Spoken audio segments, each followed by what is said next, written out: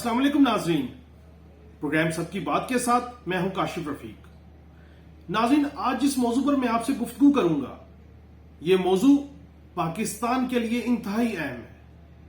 इस मौजू को अगर बर वक्त एड्रेस ना किया गया, इस मामले को अगर तमाम सियासी स्टेक होल्डर्स ने और मुल्की स्टेक होल्डर्स ने ना देखा, तो मुल्क में जारी सियासी अदम इस्तेहकाम और पोलराइजेशन का खात्मा नहीं हो सकेगा।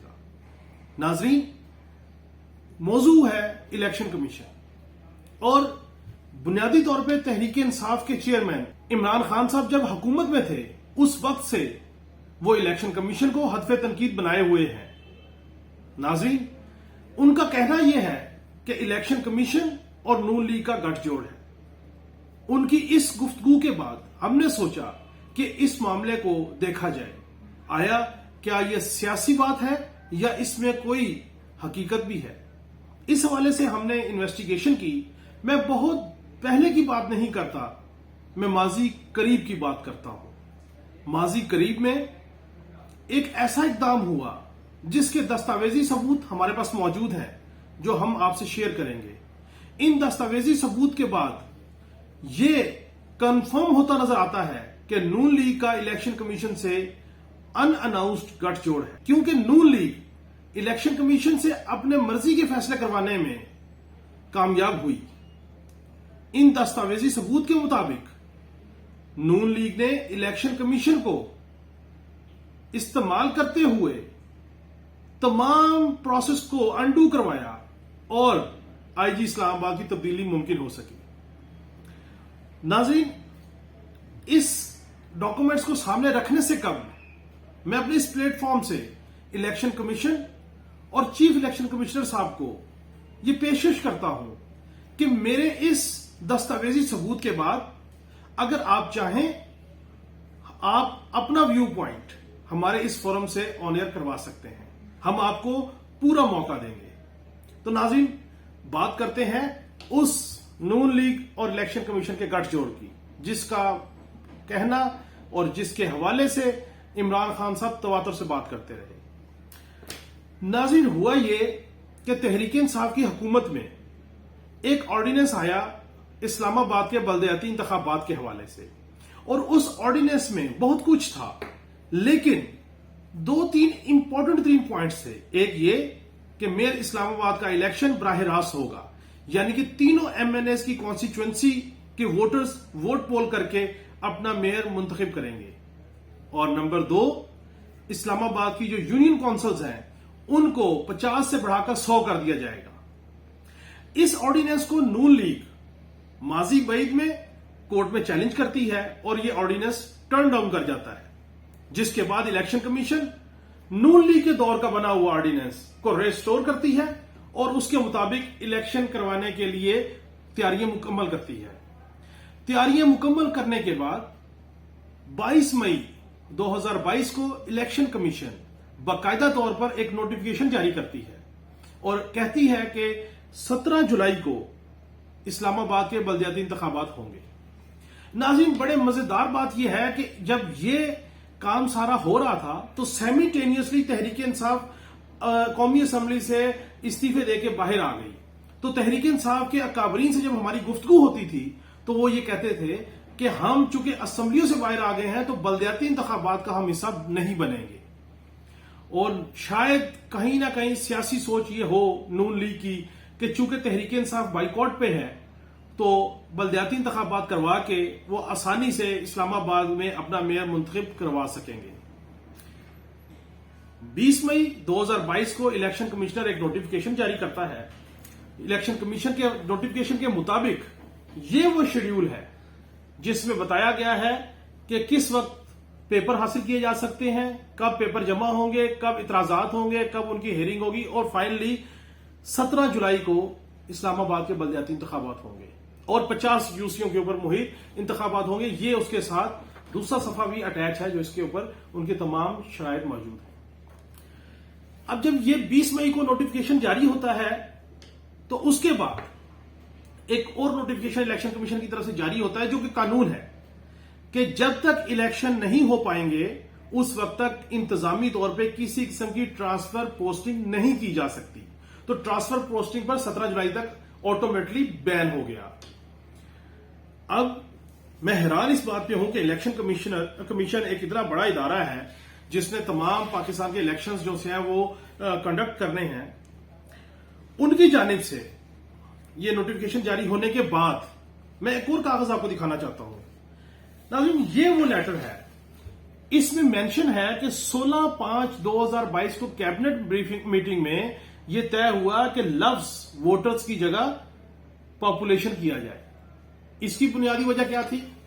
اس کی بنیادی وجہ یہ تھی کہ آپ 20,000 کی آبادی پر محیط ایک یونین کونسل بنائیں گے، نہ کہ 20,000 ووٹرز کی اوپر محیط. یعنی کہ آپ 20,000 کی آبادی کا احاطہ کر کے اس کی ٹیریٹری طے کر کے اور اس کی حد بندی کر کے وہ ایک یونین کونسل بن جائے گی.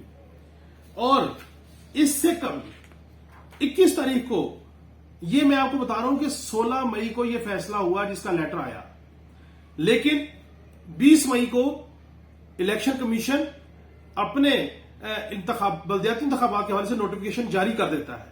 اب اگر الیکشن کمیشن نے وہ نوٹیفیکیشن غلطی سے جاری کیا تو اس لیٹر کی حیثیت کیا تھی، اس کو کیوں نہیں دیکھا گیا؟ اور اگر اس لیٹر کے باوجود شیڈیول جاری کیا گیا تو پھر واپس کیوں لیا گیا؟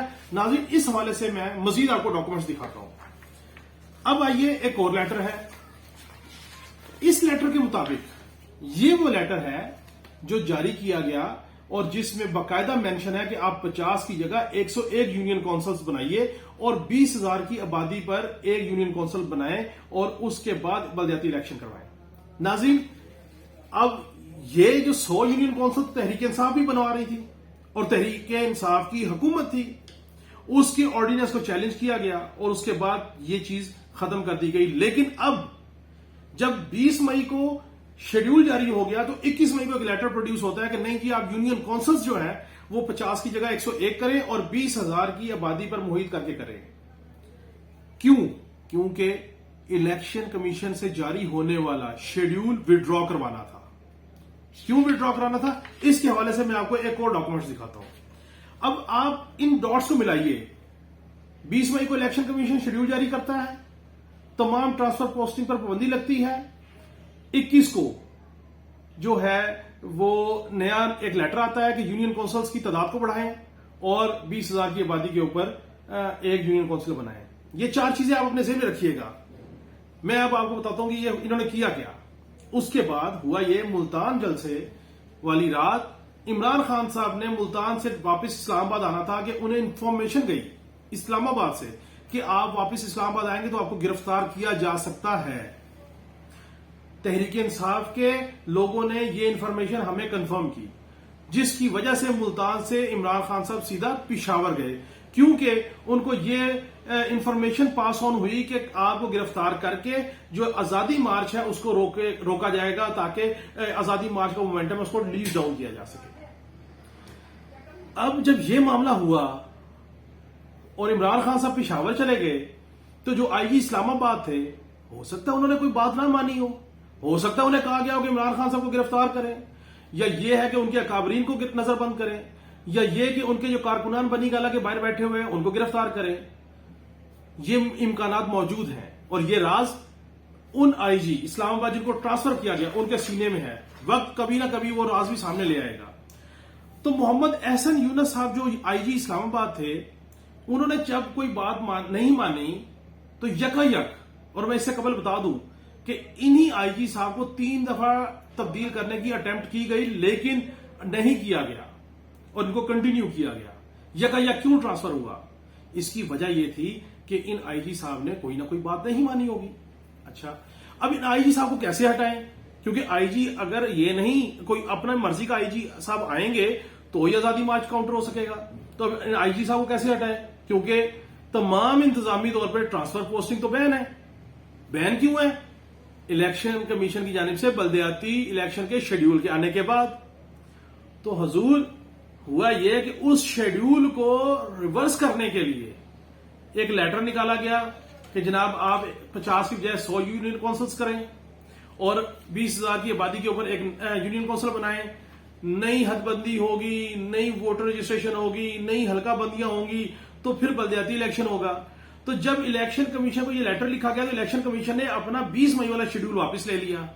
جیسے ہی شیڈول واپس آیا تو اس کے بعد آئی جی صاحب احسن یونس صاحب جو ہیں وہ 21 تاریخ کو ٹرانسفر ہو جاتے ہیں اور نئے آئی جی صاحب آ جاتے ہیں. اب یہ وہ نوٹیفکیشن ہے جی احسن یونس صاحب کا. ناظرین, میں نے آپ کے سامنے یہ 4 سے 5 ڈاکومنٹس رکھے ہیں. یہ میں نہیں کہہ رہا, میں الزام بھی نہیں لگا رہا. یہ وہ ڈاکومنٹس ہیں جو الیکشن کمیشن کے ہیں, جو سیکشن آفیسر کے ہیں, جو کیبنٹ کا ڈیسیژن ہے, جو اسٹیبلشمنٹ ڈویژن کا لیٹر ہے جس میں آئی جی صاحب کو تبدیل کیا گیا. سو اب میں اپنی گفتگو کو ریپ اپ کرتا ہوں اور آپ کو یہ سمجھانے کی کوشش کر رہا ہوں کہ عمران خان صاحب کا دعویٰ کیسے سچ ثابت ہوا, کہ کس طریقے سے یہ ان اناؤنس طریقے سے معاملہ ہوا, جس کی ایک مثال ہے. 20 مئی کو الیکشن کمیشن بلدیاتی الیکشن کا شیڈول جاری کرتا ہے.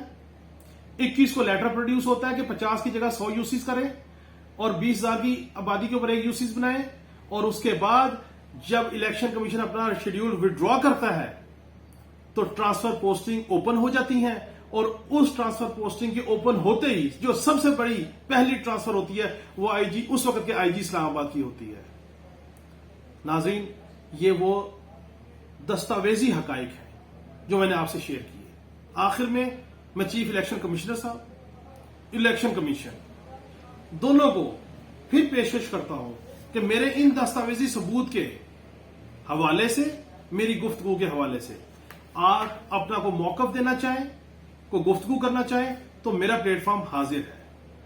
لیکن میری ایک درخواست ہے کہ الیکشن کمشنر صاحب آپ کے اوپر ذمہ داری ہے اور الیکشن کمیشن کے اوپر ذمہ داری ہے. آپ نے شفاف انتخابات کروانے ہیں. اگر ایک سیاسی جماعت آپ کے اوپر عدم اعتماد رکھے گی تو بتائیے آپ الیکشن کیسے کروائیں گے؟ اگر کروا بھی لیں گے چاروں نہ چار تو اس کے بعد اس ملک سے سیاسی عدم استحکام نہیں ختم ہوگا. تحریک انصاف اعتراض رکھے گی, وہ مان جائے گی تو نون اعتراض کر دے گی, وہ مان جائے گی تو پیپلز پارٹی اعتراض کر جائے گی.